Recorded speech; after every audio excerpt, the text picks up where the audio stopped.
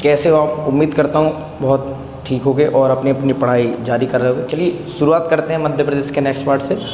आज की चर्चा का विषय है नर्मदा सोन घाटी, और जैसा कि यहाँ नाम लिखा है तो मैं आपको पहले बता देता हूँ उसको नर्मदा सोन घाटी क्यों कहते हैं। इसलिए कहते हैं क्योंकि ये मध्य प्रदेश के दरअसल यहाँ से लेकर और बीच से जो द्रोणी बनाकर जाती है और इस तरीके से बनाती हुई जो नीचे आती है और इस तरीके से ये बनाती है, इसी कारण इसका नाम जो पड़ा जाता है वो नर्मदा सोन घाटी है। अच्छा, सोन घाटी क्यों कह रहे हैं हम?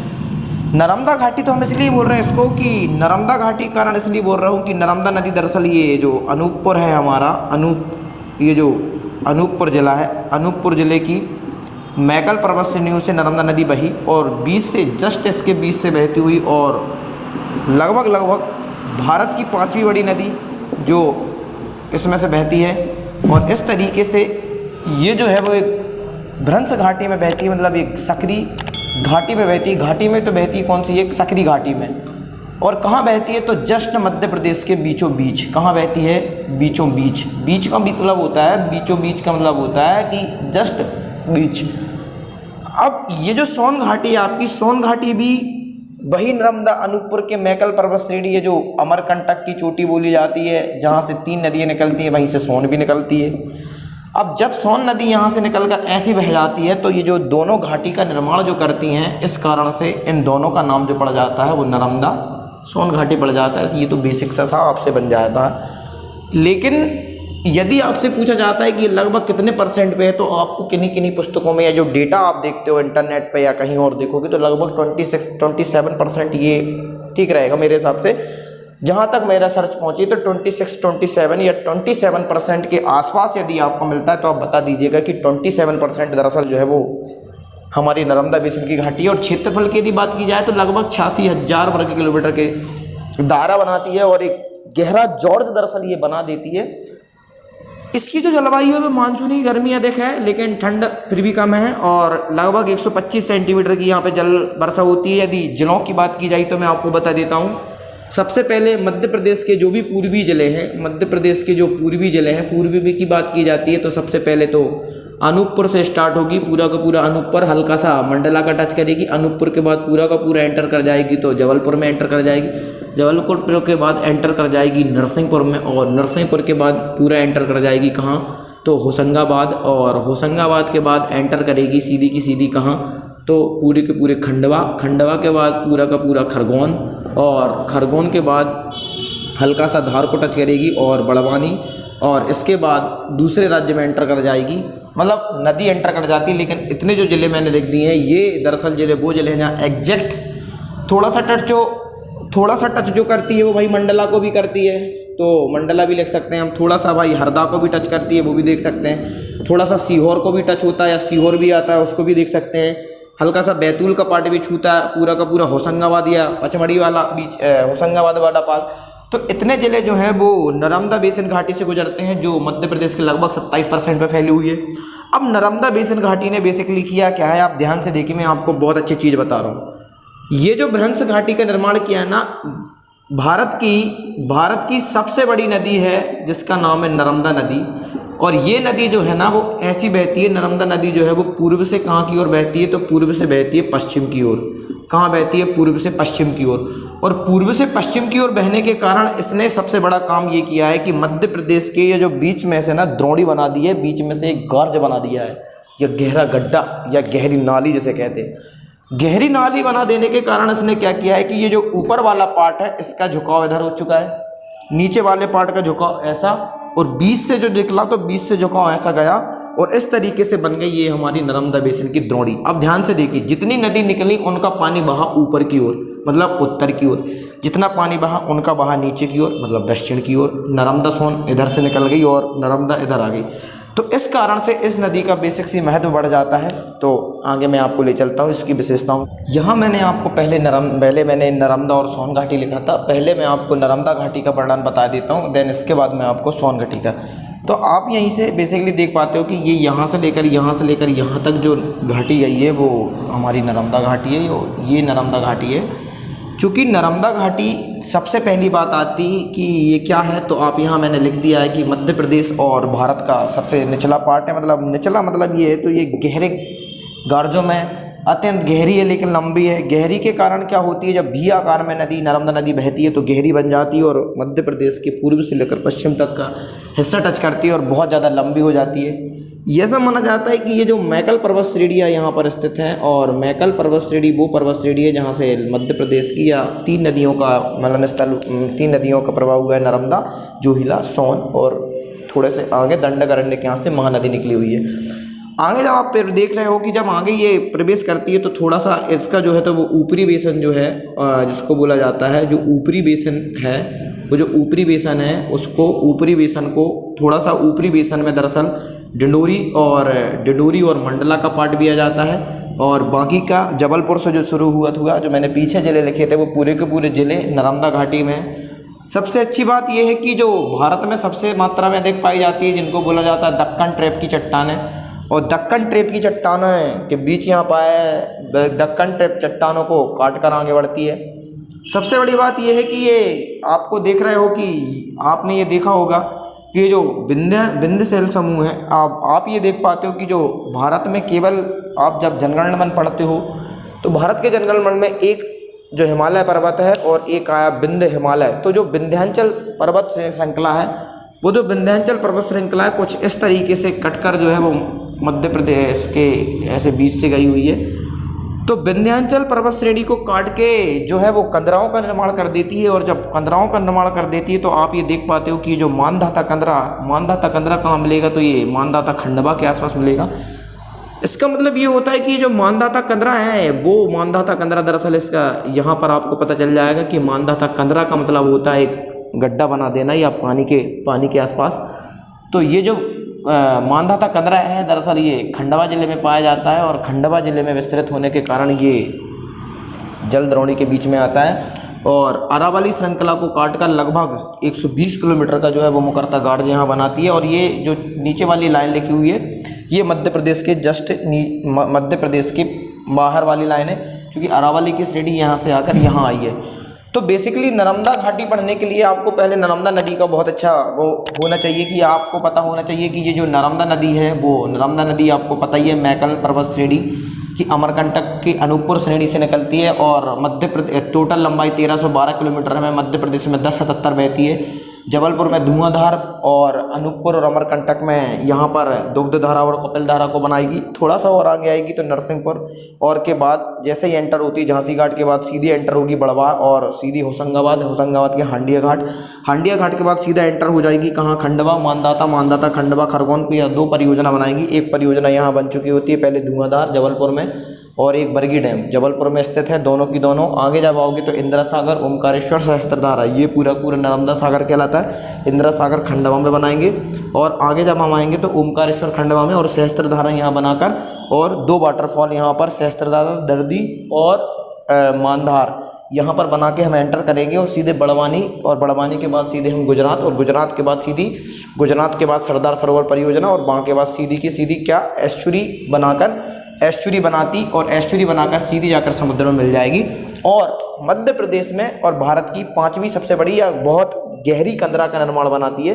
गहरी कंदरा का मतलब ये होता है कि एक गहरी रिफ्ट वैली में बहना, ये मध्य प्रदेश की नर्मदा घाटी की प्रमुख विशेषताएं हैं। ठीक है, अब मैं आपको नर्मदा घाटी की मिट्टी, यदि मिट्टी की भी बात की जाएगी तो लगभग काली और छिछली काली मिट्टी है यहाँ पर। और यदि यहाँ पर बात की जाएगी तो नर्मदा घाटी में दरअसल मध्य प्रदेश की परियोजनाओं का निर्माण है, या लगभग बहुत सारी छोटी बड़ी जल विद्युत परियोजनाएं बहुत ज़्यादा हैं। जल विद्युत परियोजनाओं की मात्रा है, और जल विद्युत परियोजनाओं के माध्यम से सिंचाई वगैरह की जाती है। और ये जो मैंने आपको बता दिया है दक्कन ट्रैप की चट्टान वगैरह है।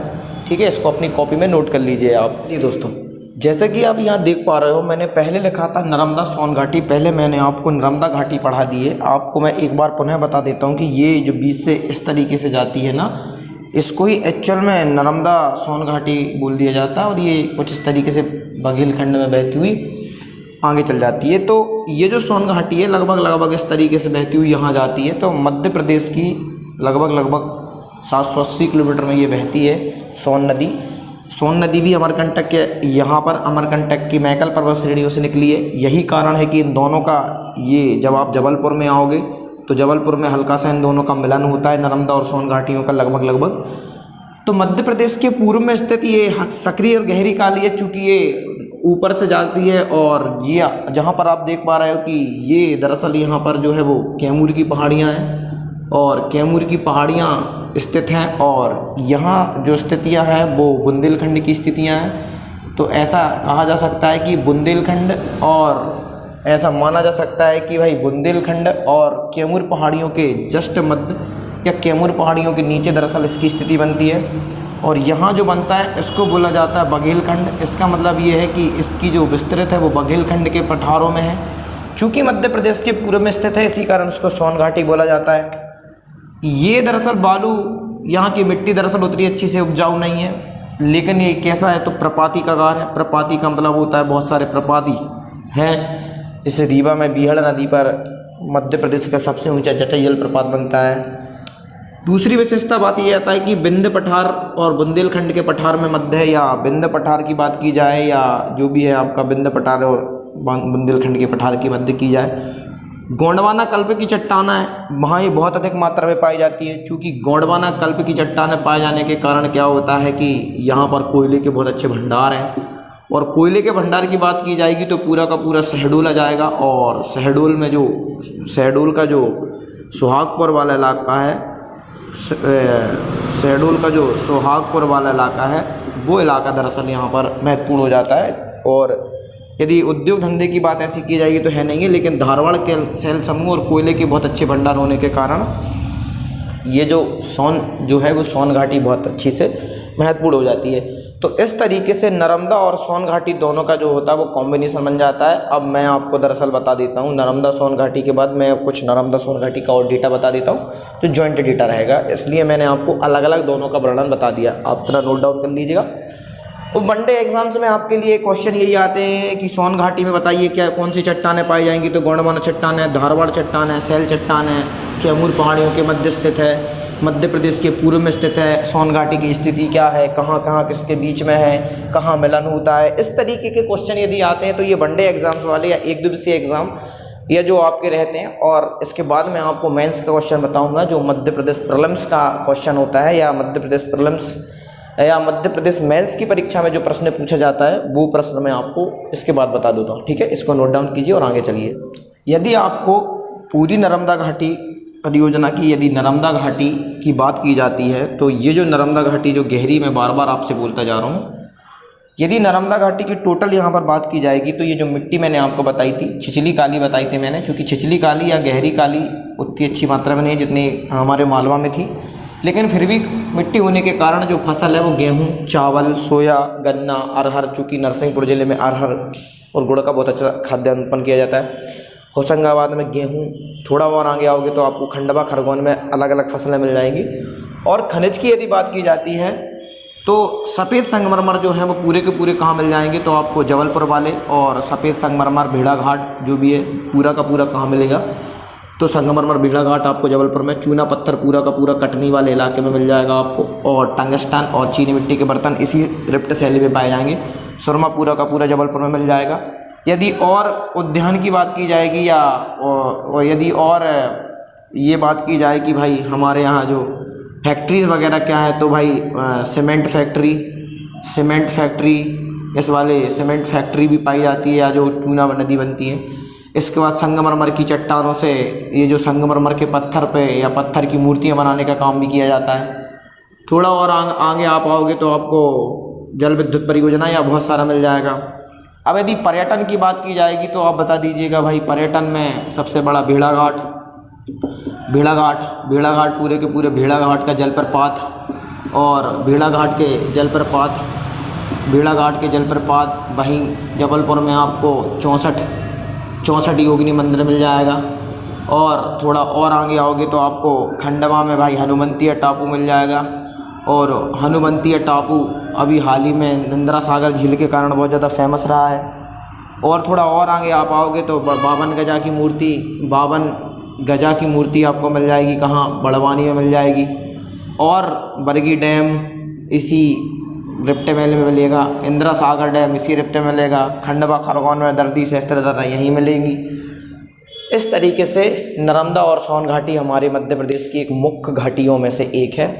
तो इतना आप नोट डाउन कर लीजिएगा और अपने कमेंट सेक्शन बॉक्स में मुझे अपना उत्तर लिख के बता दीजिएगा, या कमेंट सेक्शन बॉक्स में मुझे ये बता दीजिएगा कि आपको कंटेंट कैसा लगा और अधिक मात्रा में कंटेंट की आवश्यकता है और कोई इस चीज़ समझ में नहीं। ये लगभग जलवायु लिखी थी मैंने। जो नर्मदा सोन घाटी की जो जलवायु है वो उष्ण कटिबंधीय है, जिसमें सागौन के पेड़ बहुत अधिक मात्रा में पाए गए हैं। तो इस तरीके से जो नर्मदा घाटी है उसको आपको क्लियर हो जाएगा। तो एक बार और मैं आपको बोल के बता देता हूँ, मतलब जो भी है नर्मदा घाटी या सोन घाटी कैसी थी। तो देखिए, आपको नर्मदा सोन घाटी याद नहीं करना, आपको एक प्रकार में ऐसे बोलना है कि देखिए, नर्मदा सोन घाटी दरअसल मध्य प्रदेश के पूर्व में स्थित है। नर्मदा और सोन घाटी दोनों का सम्मिश्रण है। नर्मदा घाटी मध्य प्रदेश के जस्ट बीचों बीच बनाकर एक रेप्ट और गहरी झीलें बनाती हुई बीचों से बहती है। इस तरीके से बहने के कारण नर्मदा घाटी मध्य प्रदेश को दो बराबर भागों में बांट देती है, उत्तर मध्य प्रदेश और दक्षिण मध्य प्रदेश, और बीच में से खुद बह जाती है। उत्तर मध्य प्रदेश का जो ढाल होगा वो उत्तर की ओर होगा, जो जितनी भी नदियाँ निकली वो उत्तर की ओर गई, नीचे दक्षिण की ओर दक्षिण की चली गई, और बीच में से पूर्व से पश्चिम की ओर बहती हुई माँ नर्मदा बहकर आई। और इस तरीके से बहकर आई कि उन्होंने मध्य प्रदेश में जैसे ही वो अमरकंटक के अनूपपुर से निकलती हैं तो सबसे पहले धुआंधार भेड़ाघाट के बाद माँ संगमरमर की चट्टानें और कटनी में चूना फैक्ट्री बनाकर आगे आ जाएगी। और आगे आप आओगे तो आपको बहुत सारी परियोजना है, बरगी परियोजना, और आगे आओगे तो आपको पचमढ़ी के पास मिल जाएगी। फिर आपको इंदौर, पचमढ़ी के बाद आपको होशंगाबाद के बाद थोड़ा और आगे आओगे तो आपको इंदिरा सागर और ये परियोजना मिलेगी और सीधा वहाँ एंटर हो जाओगी। तो दक्कन ट्रेम की चट्टानों को ये लगभग यहाँ पाई जाती हैं। इस तरीके की कोई भी चीज़ें आपको प्राप्त होती हैं तो वो नर्मदा घाटी में। सोन घाटी जो मैंने पहले बता चुकी थी। अब लिखिए, प्रश्न लिखिए। दरअसल अब प्रश्न कैसा आ सकता है, देखिए, सबसे बड़ा प्रश्न जो है कि यदि आपको आता है कि नर्मदा घाटी का वर्णन कीजिए, नर्मदा घाटी को समझाइए। ठीक है, नर्मदा घाटी को समझाइए तो आप बता दीजिएगा भाई, जो भी है नर्मदा घाटी को समझा दीजिएगा। यदि आपको पूछा जाता है सोन घाटी को बताइए, सोन घाटी का भौतिक स्वरूप बताइए, या सोन घाटी का भौतिक उल्लेख कीजिए, या सोन और नर्मदा घाटी का, सोन और नर्मदा प्लस सोन घाटी पर टिप्पणी लिखिए। इस तरीके की कोई भी चीज़ें यदि आती हैं, यदि इस तरीके के कोई प्रश्न आते हैं तो ये मेंस के प्रश्न आपके लिए बहुत अच्छे इंपॉर्टेंट हो जाएंगे थे, क्योंकि 3-3 नंबर के जो प्रश्न आते हैं उनके लिए आपकी बहुत अच्छी तैयारी हो जाएगी। तो पढ़ाई कीजिए और जो भी आपकी दिक्कत आ रही हो वो कमेंट सेक्शन में पूछिए। नोट्स बनाते जाइए, मेरे नोट्स आपको चाहिए हों जो मैंने लिखे हुए हैं तो हम लोगों के व्हाट्सएप ग्रुप चलता है, और इस नंबर पे मुझे मैसेज कर दीजिएगा और आपको मैं अपने नोट्स भेज दूंगा जो भी है आपको। ठीक है, ज़्यादा से ज़्यादा लोगों में भेज दीजिएगा, लाइक करें, शेयर करें, सब्सक्राइब करें। बहुत बहुत धन्यवाद, मिलते हैं नेक्स्ट पार्ट में। इस वीडियो को लाइक करें, हमारे चैनल को सब्सक्राइब कर बेल आइकन जरूर प्रेस करें। हमारी न्यू